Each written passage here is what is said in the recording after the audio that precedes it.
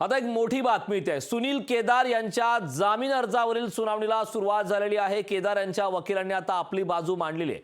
आज निर्णय होणार का याकडे सर्वांचं लक्ष लागलंय। सुनील केदार यांना दिलासा मिळणार का हे पाहणं महत्त्वाचं आहे। मात्र सध्याची माहिती इथे आहे त्याप्रमाणे सुनील केदार यांच्या जामीन अर्जावरील सुनावणीला अखेर सुरुवात झाली। केदार यांच्या वकिलांनी आपली बाजू मांडलेली आहे। आज निर्णय होणार का याकडे सर्वांचं लक्ष लागलंय।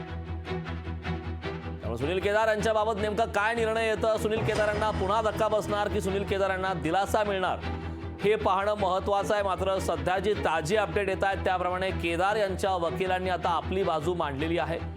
सुनावणीला अखेर सुरुवात झाली।